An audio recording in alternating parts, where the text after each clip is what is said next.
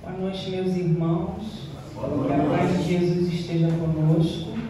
Boa noite também, ou bom dia, ou boa tarde aos nossos amigos, irmãos internautas que vão nos assistir ao vivo no YouTube ou vão assistir em outro momento.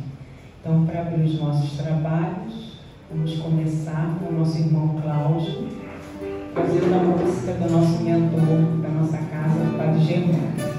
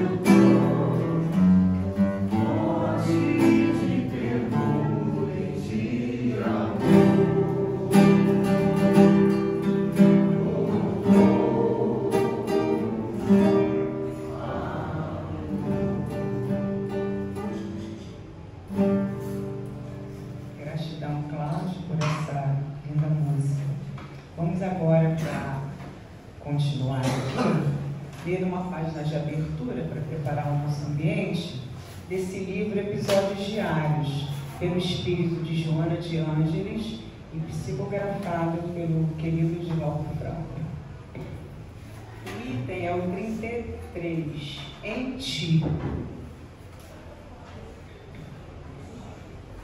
Por que te acontecem coisas desagradáveis e nem tudo corre conforme gostarias que sucedesse? Não te crias fora do auxílio de Deus. Ninguém que siga ao desamparo divino. O que ocorre de prejudicial neste momento, bem dirás depois. O insucesso que agora se transformará em bênção mais tarde, se souberes esperar, superando este momento. Deus está em toda parte e, obviamente, em ti e contigo também. Procura encontrá-lo, não somente nas ocorrências ditosas, boas, alegres, sadias, senão em todos os fatos e lugares. O desafio da evolução é proposta de vida a ser conquistada por cada um em particular e por todos em geral. Intenta retirar o melhor proveito do aparente insucesso, que se verterá em lição preciosa em teu favor, quando de outros cometimentos. O homem é templo de Deus, qual ocorre com a natureza. Reserva-te a satisfação de ser cada dia melhor do que no anterior, de forma que Ele, Deus, em ti habite, e sentindo conscientemente, facultes que outros indivíduos também o encontrem. Assim, não te concedas ideias perniciosas, nem te proponhas frustrações ou amarguras, dispensáveis no teu programa de redenção. A fé sempre, e a paciência e a benevolência, né? Vamos agora fazer a nossa oração, pedindo ao querido Deus, querido Pai, ao nosso mestre e amigo Jesus, ao Padre Germano, o mentor dessa tão amada casa, e toda a espiritualidade que aqui atua diariamente, 24 horas por dia, durante 365 dias no ano, nos protegendo, nos amparando, nos intuindo, que a gente possa ter uma noite de estudos, de paz, de alegria, que esse estudo que o nosso irmão vai trazer para nós encha os nossos corações de esperança, que possa nos provocar no sentido de que a gente pense e acredite que a mudança vem de dentro e que a fé é o mais importante e a caridade. Que toda a espiritualidade comandada por Germano possa intuir o nosso irmão Fabrício Belotti, que muito gentilmente está hoje aqui na nossa casa para nos abrilhantar com as suas palavras. Então vamos dar início ao nosso estudo dessa noite. Graças a Deus. Irmão, agora é com você. Muito obrigado pelo convite, pela receptividade. Sem dúvida nenhuma, esse aqui, além de ser uma casa abençoada por Jesus, guiada por Germano, sem dúvida nenhuma, tem o melhor café da Zona Norte. Eu não achei em nenhum outro lugar. Muito obrigado. Meus irmãos, prazer falar-lhes novamente. A gente pegou um estudo do Evangelho segundo o Espiritismo, livro base, livro comum da nossa lavra, capítulo 20. E o que a gente vai falar hoje, na realidade, é os últimos serão os primeiros. Se a gente pudesse dar um tema para essa nossa reflexão, uma reflexão é nada mais do que uma reflexão de alguém dividindo com os irmãos aqui algumas palavras, mas a gente poderia resumir em os últimos serão os primeiros. É uma temática conhecida, muito falada, disponível no Evangelho de Mateus, Marcos, Lucas e João, essa expressão de Jesus. E a ideia aqui é a gente conversar um pouquinho sobre o significado dela, e como sempre tento fazer, buscar no Evangelho, não só no Evangelho, texto bíblico, e hoje vamos usar o Evangelho de Mateus, mas também no livro base, o Evangelho segundo o Espiritismo, um texto nosso espírita, onde Kardec, o grande codificador basilar da nossa doutrina, nos oferece uma interpretação disso, mas também trazer algumas reflexões do texto e do contexto daquela época, lá da Galileia, do primeiro século, para que a gente tenha um pouco mais de compreensão das palavras de Jesus e do porquê ele usou essa expressão. Então esse é o desafio que eu tenho aqui.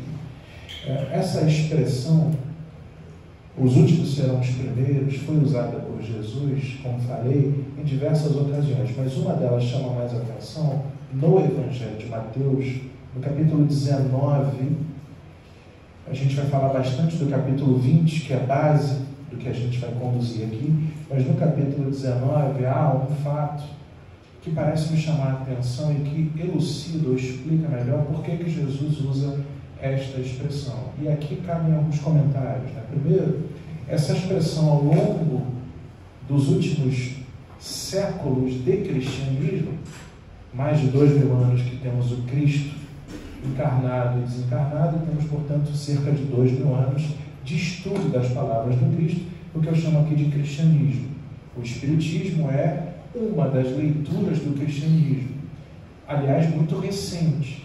Livro dos Espíritos, 1860 e pouco, século XIX, mas já há leituras, interpretações, estudos sobre as palavras de Jesus há mais de 2000 anos. A rigor, a primeira comunidade de estudantes, ou de aqueles que se diziam cristãos, sequer se chamavam cristãos, era um lugar chamado Casa do Caminho, ou Grupo do Caminho, que ficava na Jerusalém antiga e depois transferida para Antioquia, naquela região, por conta da perseguição do Império Romano naquelas terras, que obrigou aos cristãos a se realocarem para fugirem da perseguição. Quem cuidava dessa comunidade, a primeira igreja, o primeiro templo, ou se você preferir, a primeira casa espírita, porque existiam fenômenos mediúnicos lá, apesar de não terem este nome, porque o espiritismo sequer existia.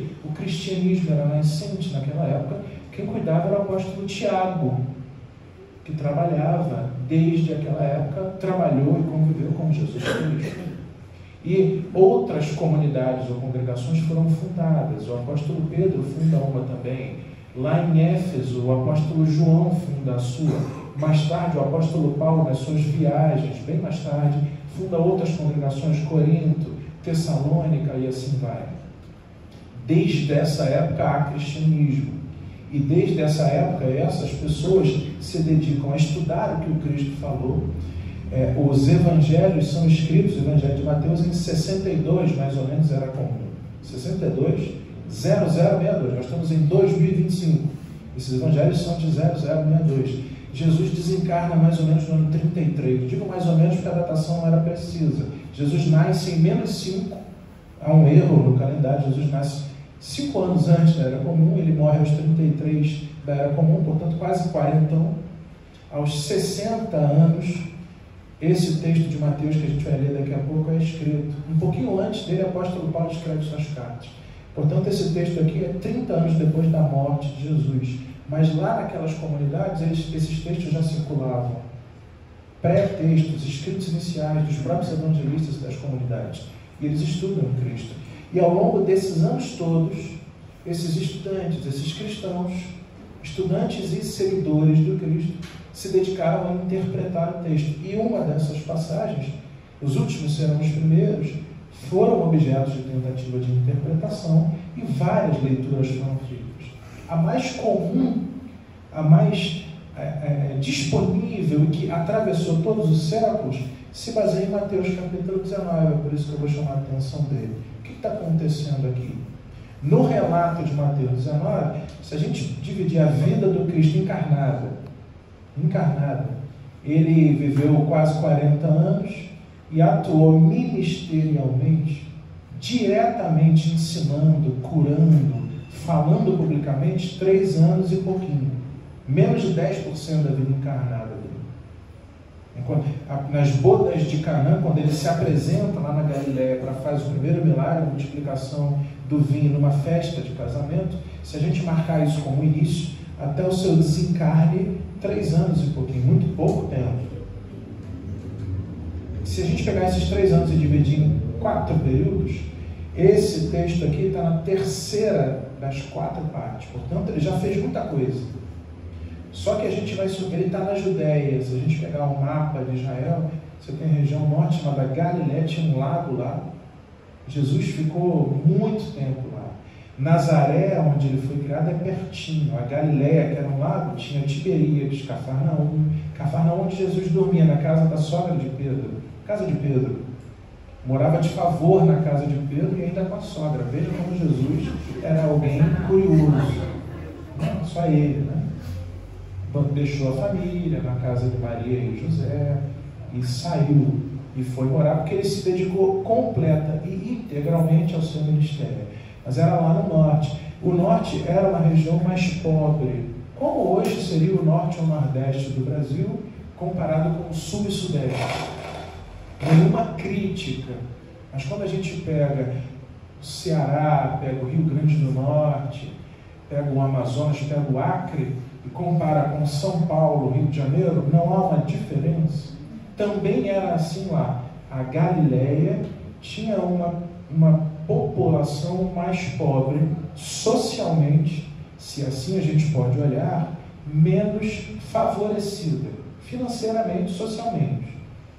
E o que eles faziam lá para sobreviver? Agricultura, pecuária, plantavam peixe. O apóstolo Pedro tinha um pequeno negócio de peixe, ele era pescador, e viviam de exportação. Esses peixes, eles cuidavam eles plantavam basicamente figo, romã, uvas, tâmaras e azeitonas. Eram os 5 principais produtos. Tinham pequenas plantaçõezinhas, não eram grandes latifundiários como a gente tem hoje. Ou trabalhavam na terra dos outros, lá em cima. Mas o povo da Judéia, mais ao sul, tinha mais recursos financeiros, tinha mais status social. E lá no sul, igual a gente tem aqui a Faria Lima em São Paulo, era o centro de comando socioeconômico da nação de Israel inteira. E o que tinha lá no sul, na Judéia?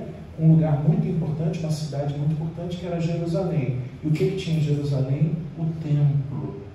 Além de ser a sede religiosa da nação inteira, aliás, do judaísmo inteiro, no mundo inteiro, era o templo de Israel.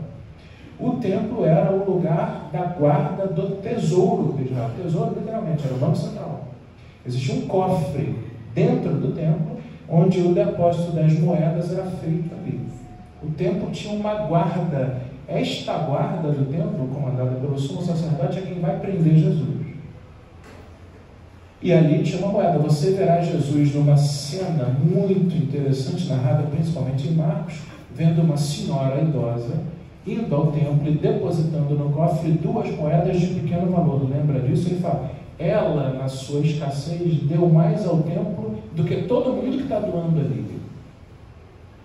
Isso é o tesouro do templo, é o cofre do templo. E ele fala isso olhando majoritariamente, os apóstolos estavam, mas ele fala isso olhando para quem cuidava da bolsa, da tesouraria do colégio apostolar, que era Judas Iscariotes, comerciante. Judas tinha uma bolsa. Toda a arrecadação dos apóstolos ia para o saco de Judas em moedas. E Judas tinha problema com isso, porque Judas queria guardar dinheiro, não por acaso. Veremos mais tarde Judas traindo Jesus, oferecendo Jesus ao sinédrio por moedas de prata. Para Judas parece que o valor monetário era tão ou mais importante do que aquilo que ele ouvira falar. Mas essa é uma outra história. O fato é que o sul representa poder econômico, status social. E Jesus aqui no Mateus 19 está no sul. Aliás, ele está perto do templo. E ele está ensinando. Isso aqui chama-se parte narrativa. E Jesus ensina sobre algo muito mais elevado do que essa questão financeira, que é o reino dos céus. O reino dos céus é Jesus dizendo que Deus exerce domínio sobre o ser humano como um rei. Ele está comparando com o que existia naquela época. Ele está dizendo, olha, Deus, meus amigos, Jesus falando, narrando aqui, Deus é um rei. Imaginem que Deus é um rei. Aliás, Jesus faz isso o tempo todo. O reino dos céus é semelhante a um homem que saiu a semear. O reino dos céus é semelhante a um grão de mostarda. Ele compara para as pessoas entenderem o que ele está falando. Aqui no 19 ele está dizendo que Deus tem um reino e que a gente pode ou não entrar nesse reino. Entrar no reino significa 2 coisas. Primeiro, o rei permitir, e a gente verá Jesus dizendo o tempo todo que Deus está aberto para isso. Ou seja, a gente se dedica e é acessível, o reino de Deus é acessível para todos nós, mas também um movimento dos súditos que quiserem. A gente vai falar disso daqui a pouquinho. Eu vou ler Mateus 19, versículos 27, porque tem uma coisa muito curiosa que Pedro, o apóstolo Pedro pergunta. Pedro, tomando então a palavra, disse, eis que nós deixamos tudo, olha a pergunta de Pedro, terceira parte do ministério de Jesus, deixamos tudo e te seguimos, que receberemos? Você consegue imaginar, nessa altura do campeonato, depois de tudo que Pedro ouviu, Jesus dormindo na casa dele, com a sogra dele, ele fazer essa pergunta para Jesus, a gente deixou tudo e te seguiu, o que receberemos? Qual era a preocupação de Pedro? Durante parte do ministério de Jesus, como eles seguiam Jesus, saía lá da Galiléia, ia para a Judéia, depois ia a Samaria, que ficava mais ou menos no meio do caminho, voltava para a Galiléia, aí ia para Decápolis, descia. Não era possível se dedicar completamente ao seu negócio. Pedro deixou os barquinhos dele lá no mar da Galiléia, provavelmente com alguns dos seus funcionários, e foi seguir Jesus. Foi seguir Jesus. Pedro e todos os outros. Isso também aconteceu com Mateus. Levi, Mateus que escreve esse evangelho. Mateus era cobrador de impostos, publicano. O que fazia um cobrador de impostos? Literalmente era um fiscal. Igual a gente tem fiscal de rendas, fiscal da Receita Federal. E ele tinha muitos recursos, Mateus. Ele deixa a coletoria de impostos em Cafarnaum e vai seguir Jesus também. E aí Pedro lá pelas tantas pergunta, mas a gente está te acompanhando, o que a gente vai receber? Se eu sou Jesus, eu falo, Pedro, não é possível. A resposta de Jesus é, em verdade vos digo, recebereis o reino dos céus. E aí, por que eu estou falando disso? Porque Jesus termina assim, quem quer que tiver deixado, e ele faz o exagero nas respostas de Jesus, é muito comum. As parábolas são todas exageradas, Jesus era hiperbólico nos seus exemplos, para chamar a atenção daquele povo. Ele fala assim, quem tiver deixado casa, irmãos, irmãs, pai, mãe, filhos ou terras por causa do meu nome, receberá muito mais e terá em herança a vida eterna. Ou seja, vai viver eternamente com Deus. E ele acrescenta, muitos dos primeiros serão últimos e muitos dos últimos serão os primeiros. Essa é uma das primeiras vezes que essa expressão primeiros e últimos aparece no Evangelho de Mateus. O que Jesus está querendo dizer aqui? Dada a pergunta de Pedro e o contexto, por isso que eu falo tanto do contexto, Jesus está dizendo, Pedro, se você está preocupado com receber a herança da vida eterna, excelente. Eu garanto que você receberá se você me seguir. Mas, Pedro, se você está preocupado com receber outra herança, não é comigo. Não é comigo. Então, quem são aqui os últimos? Quando Jesus fala, os primeiros serão os últimos serão os primeiros. Jesus se refere aqui a uma questão social, socioeconômica. Jesus está dizendo, olha Pedro, aqueles que não têm nada, mas que estão me seguindo, que não tem dono de barco de pesca, que não é cobrador de impostos em Cafarnaum, que não é dono de terra da Judeia, que não é nada da Galileia, ou seja, na visão socioeconômica daquele povo, os últimos, se me seguirem, serão os primeiros. E os primeiros, ou seja, toda a mata socioeconômica de Israel, como não está nem um pouco preocupada com o reino dos céus, serão os últimos. Primeira leitura, primeira interpretação comum da expressão de Jesus. Os últimos serão os primeiros, os primeiros serão os últimos. Jesus inverte com as suas palavras e a sua interpretação, ele inverte a leitura socioeconômica pela leitura espiritual. Jesus não estava preocupado se a pessoa era rica ou se a pessoa era pobre. Naquele olhar típico daquela população, o primeiro era rico e o último era pobre. Jesus inverte isso.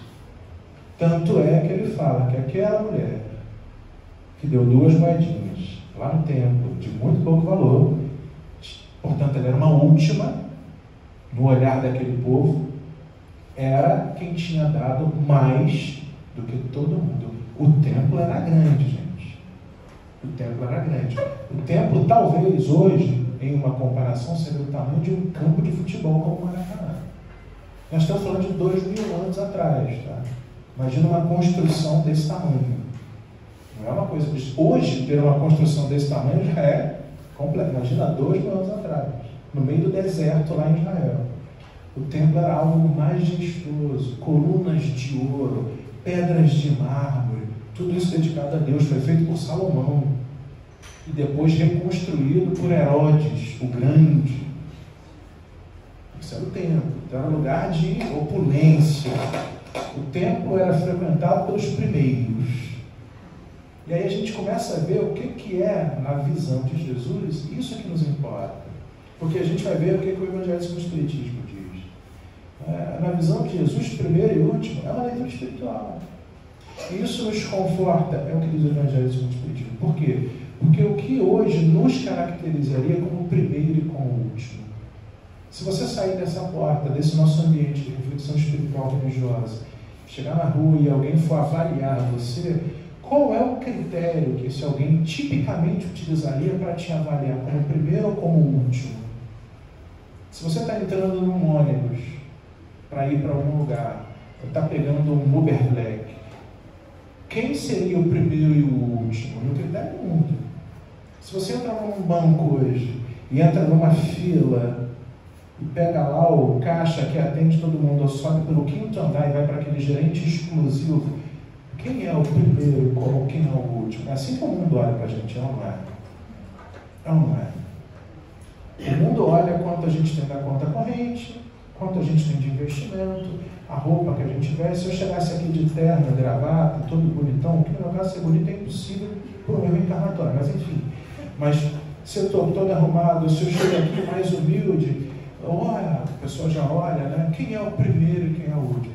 E sabe o que Jesus fez com isso? Ele fez assim, primeiro que Jesus acabou com tudo isso.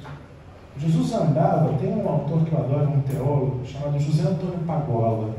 Se alguém tiver curiosidade um dia, ele não é espírita, ele é um sacerdote de língua espanhola, ele é espanhol, mas um teólogo de primeira. Eu gosto muito, eu fiz teologia, eu gosto muito de ler esse teólogo. Porque eu gosto dos latinos, como os espanhóis, que são mais calientes, iguais a mãe. O Pagola tem um capítulo que me ajudou a me preparar para falar para vocês, chamado Os Últimos da Galileia. Porque na Galileia, lá no norte, 94% da população vivia com muito pouco ou quase nada. Esse era o povo que Jesus estava falando. Lá no Sermão da Montanha, que ficava na Galileia, 94% das pessoas que estavam ouvindo ele eram últimos. Últimos no olhar dos israelitas. Porque para Jesus, eles eram o quê? Primeiros. Porque eles estavam em cima do monte ouvindo ele. Tinha alguns outros que eram primeiros lá. Mateus era rico. Uma exceção. Quando Jesus descia, quem ia com ele? Os últimos. Com quem ele almoçava e jantava? Com os últimos. Só que ele ensinou, e é assim interessante, que os últimos seriam os primeiros. No sentido de que, para Jesus não fazia avaliação socioeconômica, financeira de pessoas. Jesus olhava corações.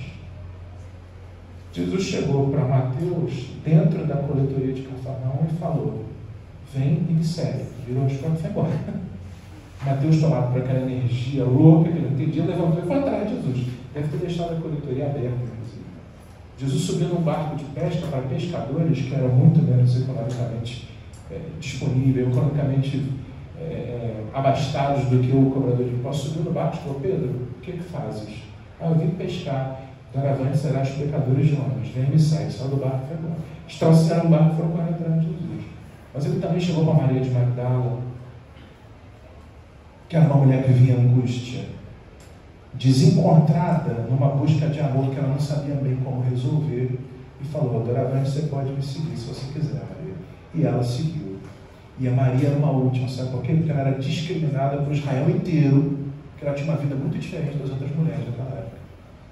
Ele também pegou uma pessoa que era paralítico no tanque de Betesda e falou assim: o que queres que eu faça? Isso é quase a mesma coisa de: você quer me ouvir? Você quer me seguir? Aquele cego lá em Jericó, à beira do caminho, que ficava gritando: filho de Davi, tende misericórdia de mim. Jesus parou, foi lá nele: o que queres que eu faça? Jesus lá em cima na Galileia, numa casa lotada, todo mundo atrás de Jesus para tocar, fazer milagre, ouvir. Onde Jesus ia era confusão. Jesus entrou numa casa, a casa ficou cheia dentro e fora, mais cheia ainda, imagina tudo tomado. Trouxeram um homem paralítico numa maca, não tinha como entrar. Os amigos subiram um camarada, abriram um telhado, que era de palha, e desceram um camarada no meio da sala. Jesus estava conversando com fariseus, fariseus eram os primeiros, nobres, né? Cheios de empáfia religiosa, quase um cardeal hoje, lá no Vaticano, usa até roupa diferente. Desceram um homem deficiente físico, naquele contexto, era deficiente, era tido, por ser deficiente físico, como tendo desfavor de Deus. Que a visão judaica era: Deus dá a vida e dá a morte, Deus dá a saúde e dá a doença. Se tu pecas, tu fica doente e logo em seguida você morre. Se ele era paralítico, era porque ele fez alguma coisa, ou alguém fez alguma coisa dos seus ancestrais. E aí desce um paralítico no meio da sala que Jesus está falando. Os fariseus já olham para... Os primeiros fariseus já olham para aquele... Acabou com a nossa festa. que era aquele homem para os fariseus? Um último. Por quê? Porque ele era um pecador. Por quê? Porque ele era deficiente físico. Olha, os deficientes físicos não podiam entrar em todos os lugares do templo. Imagina isso. Imagina, tem um centro espírita aqui, né? O aprendiz do bem, olha, deficiente físico fica ali da parede para fora, porque isso é impuro, isso é pecador. Dentro do templo, lugar da casa de Deus, onde as pessoas iam buscar conforto, teoricamente. Então veja, ele desceu aquele homem no meio, um último. E aí os primeiros que estavam ao redor olhavam para ele. Jesus olhou, Jesus sentiu os fariseus, para que saibais que o Filho do Homem tem na terra poder para perdoar pecados. Aí virou para o homem e falou: levanta, pega a tua maca e anda. O camarada levantou, pegou a maca dele e saiu andando. Uma confusão danada, quiseram matar Jesus, deu um alvoroço danado, porque Jesus também era encrenqueiro. Dentro de uma sinagoga, num sábado, que era um dia de descanso, sábado, o que o judeu fazia? Acordava de manhã devagarzinho e ia para a sinagoga. Igual no domingo o católico vai para a igreja orar. Não faz mais nada. Não faz porque é preguiçoso, porque naquela época não podia, porque era lei. Então o camarada ia sábado na sinagoga, ouvia o rabino, abria o rolo da lei, lia Isaías, abria a palavra para os homens presentes, era uma sociedade patriarcal e machista. Algum comentário. Depois ele fechava, fazia cânticos e orações e estava encerrado a reunião. Todo mundo voltava para casa. E nem preparava muito almoço porque não podia trabalhar. Jesus foi na sinagoga em Cafarnaum. Abriu o rolo da lei e leu Isaías. Algum comentário levanta Jesus e fala assim: hoje esse texto se cumpriu. Fala do Messias, não fala? Esse sou eu. Uma confusão danada, blasfemo, encrenqueiro. Só que dentro da sinagoga tinha um homem com a mão ressequida. Na sinagoga podia entrar. Lá no cantinho. O homem era deficiente físico. Jesus olhou e falou aqui: vem cá, filho, vem cá. Vocês estão dizendo que eu não sou o Messias? Vem cá, filho. O que era aquele homem? Era um último. E quem é que estava falando mal de Jesus? Eram os primeiros. Vem cá, filho, vem. Jesus foi, passou a mão na mão do homem. A mão do homem ficou igual a todo mundo. Aí a confusão foi ainda maior. Jesus teve que sair correndo lá, senão ia matar Jesus. Jesus, último e primeiro para Jesus é diferente. Aí a gente chega, estou avançando já encaminhando para o final da nossa reflexão, que aí vão provar, entende? Que essa é uma leitura típica. Agora tem outras duas leituras, interpretações de último e primeiro. Uma delas está logo em seguida, Mateus, Evangelho de Mateus, no capítulo 20, eu li o 19, lá que Pedro perguntou. O capítulo 20 tem uma parábola que é das mais maravilhosas, eu particularmente acho. A parábola da vinha. A vinha é uma plantação de uva, um dos 5 itens principais que eram vendidos, inclusive muito vendido lá na Galiléia, plantado e vendido na Galiléia. Aliás, Jesus usava videira e uva o tempo todo, na forma como ele falava. Essa parábola fala o seguinte, olha Jesus falando: porque o reino dos céus, olha só, é semelhante ao pai de família que saiu de manhã cedo para contratar trabalhadores para a sua vinha. É Jesus ensinando. Ao invés de ele chegar e fazer um tratado teológico do que é o reino de Deus, ele fala: gente, deixa eu falar aqui uma coisa para vocês. Ele inclusive tinha sotaque nordestino. É porque eu não falo aramaico, senão eu ia imitar Jesus aqui, mas é isso. Se eu falar uma coisa aqui para vocês, o reino dos céus é igual um homem, um pai, um chefe de família que saiu de manhã para assalariar trabalhadores. Como é que era isso? E a parábola vai tratar disso. Falei que no norte a gente tinha cheio de úteis, pessoas pobres. Muitos não tinham ocupação formal, emprego. O que eles faziam então? Eles se disponibilizavam para o trabalho avulso. O que seria hoje o trabalho avulso? Eles iam para um lugar público e ficavam lá aguardando alguém chamá-los para trabalhar. É como se a gente hoje tivesse, talvez, um trabalhador avulso, uma empregada doméstica, um garçom, ou um trabalhador da construção civil, um pedreiro. Hoje, obviamente, o mundo nos une ao redor disso de outra forma. Mas imagina que a gente vai aqui para frente, aqui na frente do River, aqui na Dom Helder Câmara, e a gente fica lá parado esperando alguém. E aí vem uma pessoa de uma casa: olha, estou precisando de alguém para fazer um concerto ali, você quer vir? Quer? Pronto, assalariou. Outro talvez pega: olha, estou precisando fazer alguém para... ter um jardim aqui na minha vila e eu preciso de dar um trato, você vem? Assalariou. Era isso. passa um homem, veja, Jesus diz, o reino dos céus é semelhante a um senhor, chefe de família que vai lá. E ele vai na praça e pega um tanto de gente na primeira hora, 6 horas da manhã. A jornada começava às 6 e terminava 18. Eram 12 horas de jornada. 6 da manhã às 6 da tarde. O chefe de família vai lá e pega os primeiros na praça e leva para uma vinha, para plantação de uvas. 3 horas depois, portanto 9 horas da manhã, ele vai de novo na praça e pega outro e se leva. 3 horas depois, meio-dia, ele vai lá de novo na praça, pega mais um tanto e leva. Quem são os primeiros? São os primeiros que foram pegos. Qual é a característica desses primeiros no contexto lá? Sabe quem eram os primeiros a serem assalariados? Os mais fortes, os mais hábeis, os mais aptos. 3 horas da tarde, tem um grupo na praça. Quem são esses? Os últimos. Por que ficaram lá? Porque são mais fraquinhos, não sabem mexer no jardim, não conseguem carregar peso. Quase uma autodescrição. Fraco, inábil. Se me colocar no jardim, eu vou destruir o jardim de qualquer um de vocês. Eu não sei a diferença de uma galinha para um pato. Eu imagino que eu coloco é complexo. À medida que o tempo ia passando, restavam os trabalhadores menos aptos, os últimos. É uma outra leitura de aptidão. Mas o que acontece nessa parábola dos trabalhadores da vinha? Esse senhor, esse chefe de família que foi lá, chega na 11ª hora, faltando 1 hora para terminar a jornada, pegam os últimos, dos últimos, dos últimos, dos últimos, e levam para mim. Até aí, ele parece ser só um homem generoso. A parábola segue, eu não vou ler lá toda para não cansar por causa do tempo, e tem a hora de pagar, porque o salário era pago no dia. Aliás, isso era lei em Israel, desses trabalhadores avulsos. O que ele faz? Como é que você faria?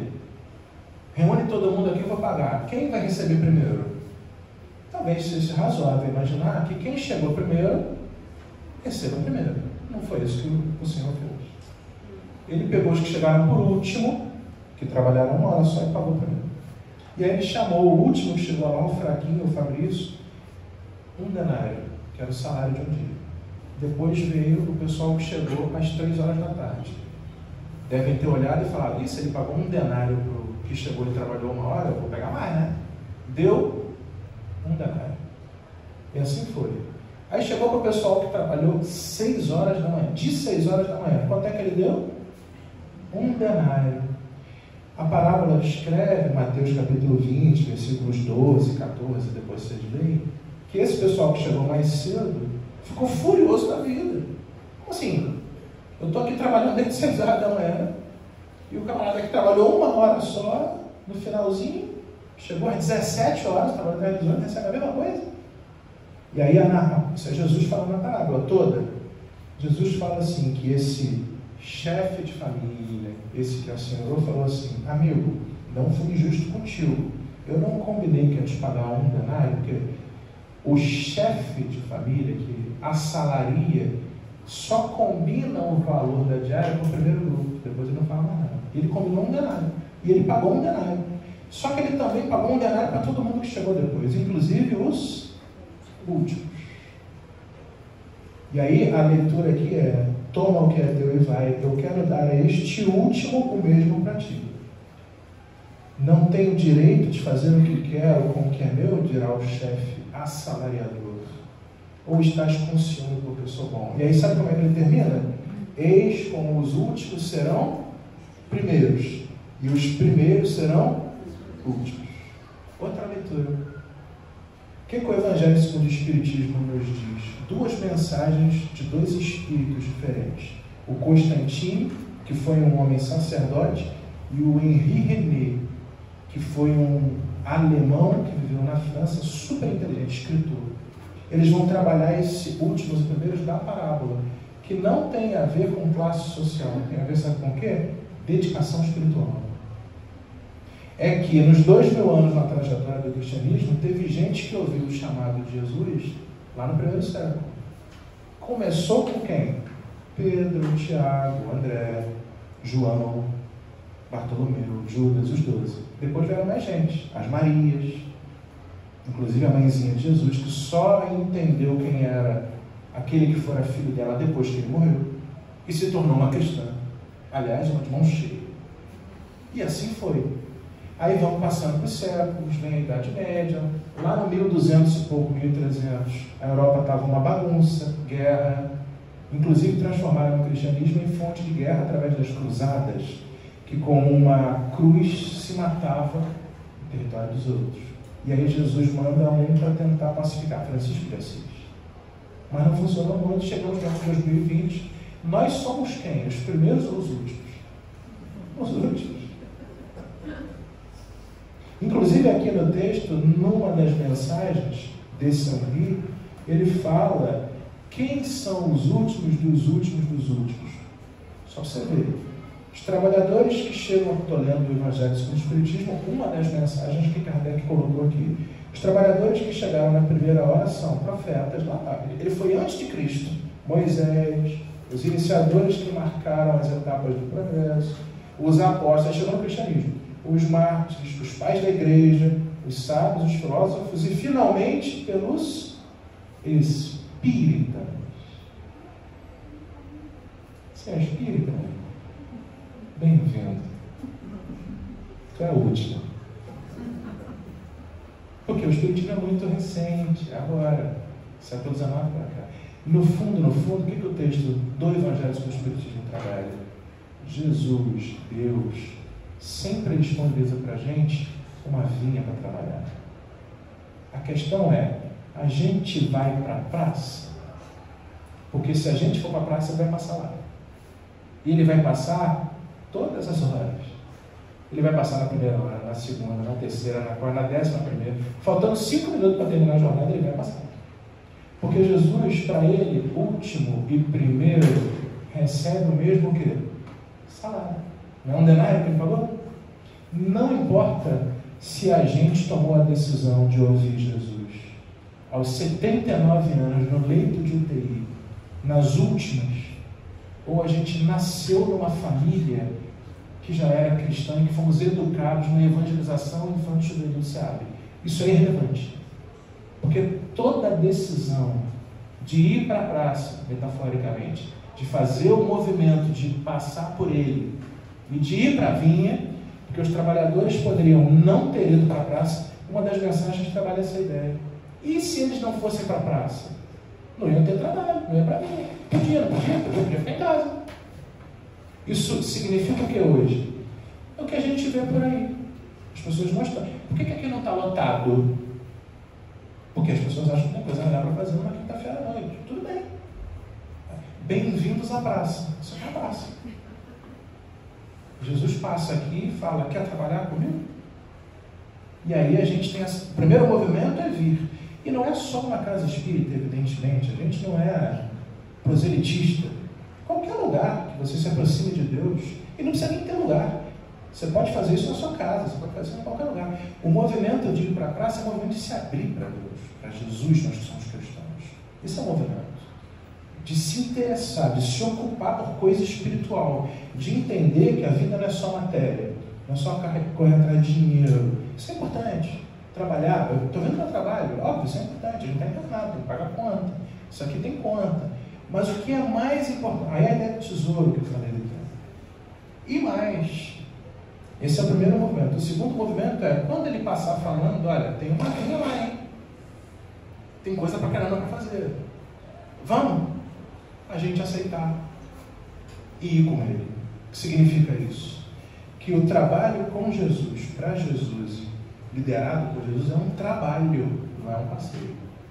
É porque, na realidade, o chamado de Jesus é o que eu falei no início, é em nossos corações. Na verdade, o trabalhador da vinha está trabalhando a si mesmo. Ir para a vinha, a metáfora da vinha no Evangelho é desses, lembra que eu falei dos 5? Né? O figo, a romã, a uva, a tâmara e a azeitona.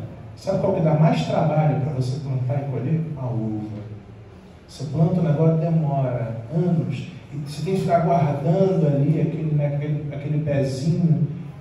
Quando a uva acontece, o que acontece com a uva? Uma uva é diferente de uma azeitona. Você põe uma azeitona numa salada, ela dá um gosto danado. Uma uva não faz nada. A uva dá em cachos, em grupos, olha aqui, olha. Então, a ideia da vinha no Evangelho, não vai ter tempo de trabalhar isso, sempre é a ideia do trabalho interno e na coletividade dos cristãos. Quando você pega o livro dos Espíritos, os Espíritos pediram para Kardec colocar no início do Prolegômenos um ramozinho de videira. É muito bonito isso. E eles explicam. Isso é o símbolo de você, Espírito verdadeiro, que está trabalhando em si mesmo, na videira do Cristo. É lindíssimo. Na verdade, essa parábola está dizendo, e as mensagens aqui do Evangelho segundo o Espiritismo nos ensinam, depois você lê o Evangelho segundo o Espiritismo, capítulo 20. Coincidentemente mesmo, ele fala de Mateus, capítulo 20. O que eles estão falando aqui? Que no fundo a gente está sempre sendo chamado a trabalhar a gente mesmo, no nosso desenvolvimento espiritual com Jesus. E não importa se a gente é primeiro ou último. Isso está dentro da encarnação também. Às vezes a gente deixa passar algumas oportunidades, se sente mais idoso, não, eu estou no final da vida, já perdi, não dá para fazer muito. Claro que dá, porque eu trabalho em si mesmo. Para fechar, essa ideia do primeiro, essa segunda leitura de primeiro e último, é uma leitura temporal, aí sim, do movimento que a gente faz com ele, Jesus, e de se disponibilizar para ele. E a leitura que o Evangelho nos propõe, o Evangelho segundo o Espiritismo, é: nunca acabou o tempo. Nunca. E Jesus não mede um ano de serviço sagrado, de dedicação a Ele, ou uma vida inteira. Isso não importa. Jesus não está preocupado com nada disso. Isso é uma decisão de aceitação e um trabalho em consequência disso. Fez isso, está no reino do céu. É isso que ele está falando aqui. E ele está falando isso para os seus apóstolos também. Tem um Pedro de 65 anos, 60 anos talvez, e tem um João, apóstolo João, que nessa época era um garoto de 14. Que diferença fazia para Jesus? Nenhuma. Nenhuma. Ah, mas João viveu mais. E daí? É uma encarnação. Quem viveu mais foi o corpo de João. Ele mesmo é um espírito, assim como Pedro, assim como eu, você, assim como Jesus. Então, não importa se a gente é primeiro ou último nesse conceito, o importante é a decisão. E para fechar, tem uma passagem no Evangelho de João que eu adoro, que trata disso. Emmanuel, comentando aqui o Evangelho de Mateus, vai lá nesse Evangelho de João, aprendi com ele. Eu vou onde Emmanuel, ensina muito. Pena que ele já desencarnou, eu estou encarnado, eu queria estar perto dele para aprender mais, mas ele me ajuda.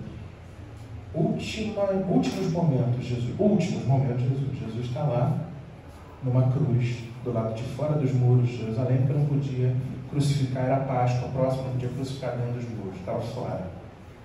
Um lugar antigo.